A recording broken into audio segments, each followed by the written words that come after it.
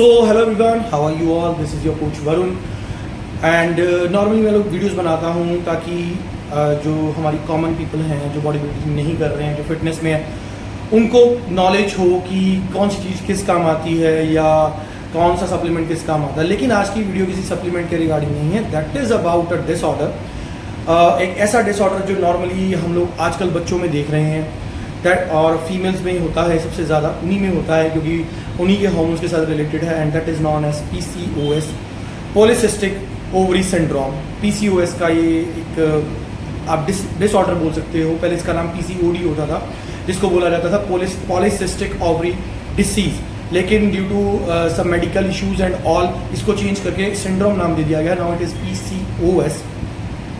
देखो PCOS जो है दैट इज पहले होता था कि 25-26 साल की लड़कियां हैं उनको PCOS, क्योंकि डायग्नोज इतनी जल्दी नहीं होता था तो लोगों को पता नहीं लगता था। लेकिन अब due to the advancement of science and all ये चीज़ें पता लगने लग गई हैं। तो अभी रिसेंटली मेरे पास एक केस आया था, 11 साल की बच्ची थी। 11 साल की आप टाइम देखो, मतलब एज लिमिट देखो, 11 साल के बच्चे को PCOS हो रहा है। 11 साल से लेकर 27-28 साल तक की लड़कियों को PCOS होता है।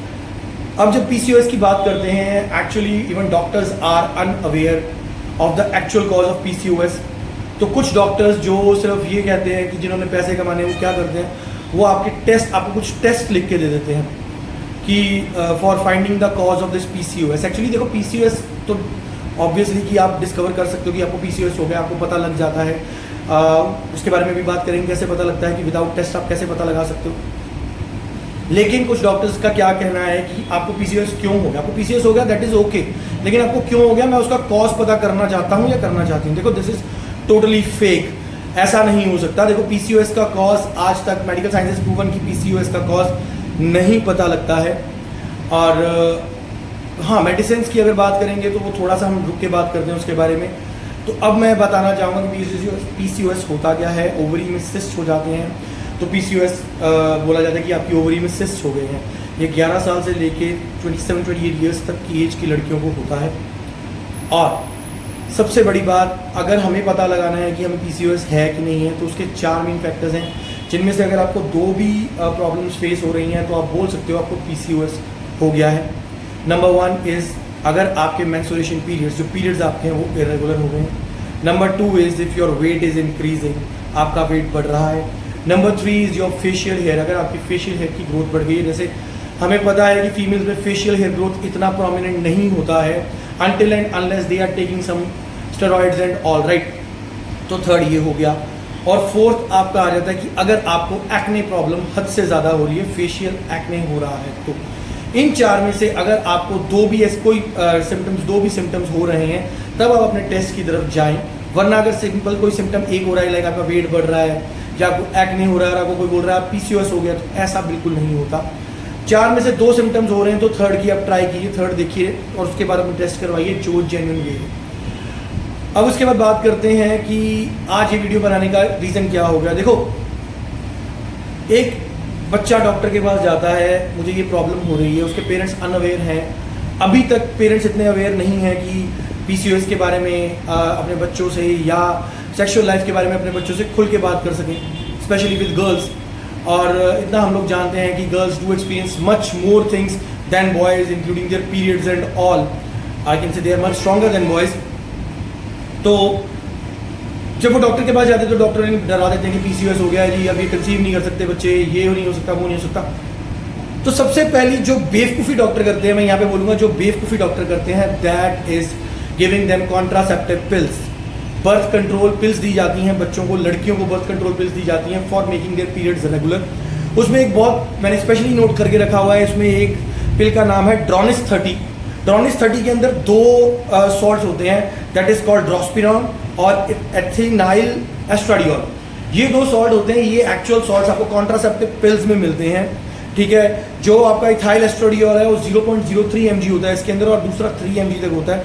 टोटल 30 mg की ये टैबलेट होती है और ये आपको रेगुलर खानी पड़ती है। अकॉर्डिंग टू डॉक्टर्स आपको रेगुलर खानी पड़ती है ताकि आपके पीरियड्स रेगुलर रहें। I would like to ask one time question to doctors और टू किड्स ऑल्सो, या जो उनके पेरेंट्स, क्योंकि पेरेंट्स को पता ही नहीं होता कि क्या दिया जा रहा है। 300-350 रुपये की ये टैबलेट आती है, उनका पूरा स्ट्रिप आती है, and that is given by doctors prescribed bye doctors कि आप ये यूज़ करें, आपको पीरियड्स रेगुलर हो जाएंगे। बच्चों को पता नहीं होता, सो बच्चे उसको यूज़ करना शुरू कर देते हैं and they get their periods, monthly periods and all ना। लेकिन देखो इसके बहुत सारे साइड इफेक्ट्स हैं।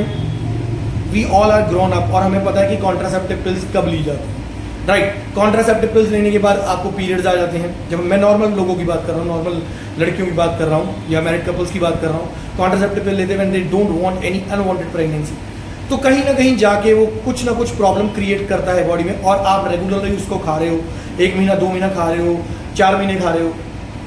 रिसेंटली मेरी ही actually that Punjabi accent usually comes in, मेरी ही किसी नोन को, किसी बच्चे को कॉन्ट्रासेप्टिव पिल्स दी गई हैं डॉक्टर के थ्रू, और जब उसने मना किया लेने से तो doctor she said that you won't get pregnant anyhow and all these things.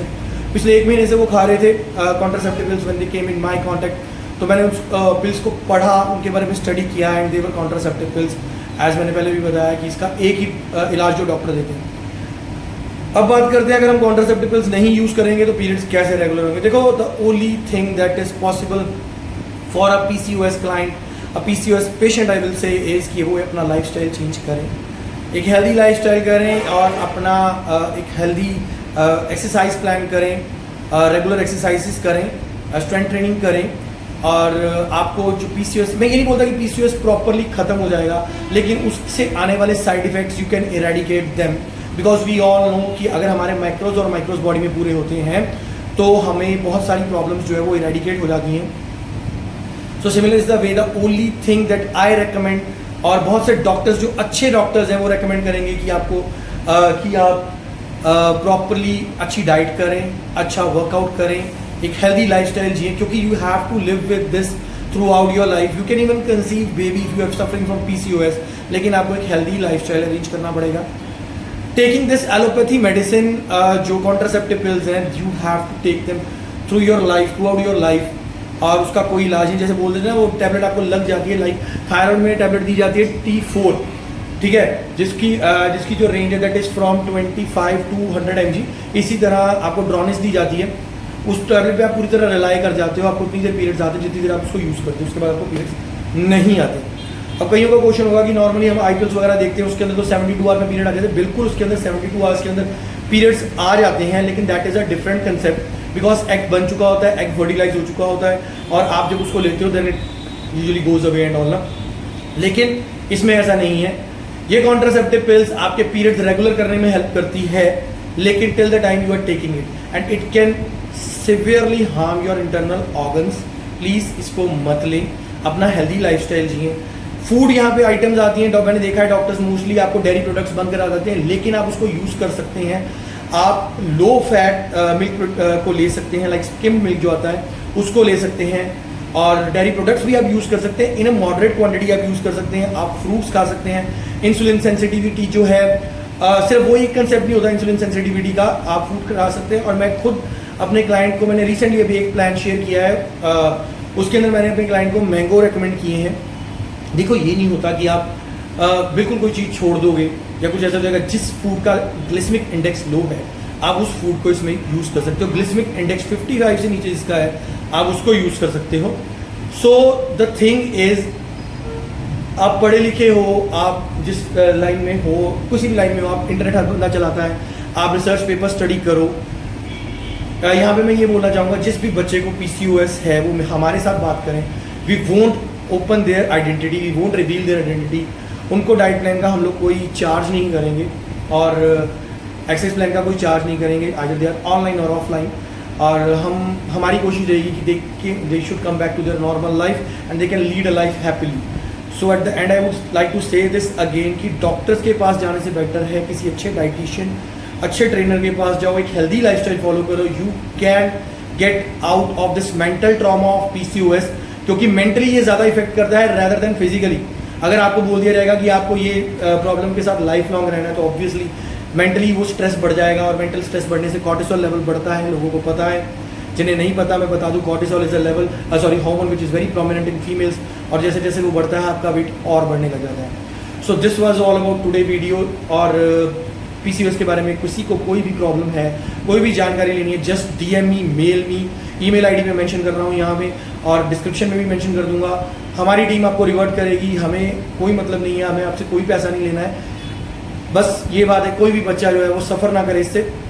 So this was all about today's video, hope you will like it. अगर नहीं भी लाइक कर रहे तो भाई इसको शेयर कर दो, जो लोगों को प्रॉब्लम है एटलीस्ट वो तो इससे क्योर पालें।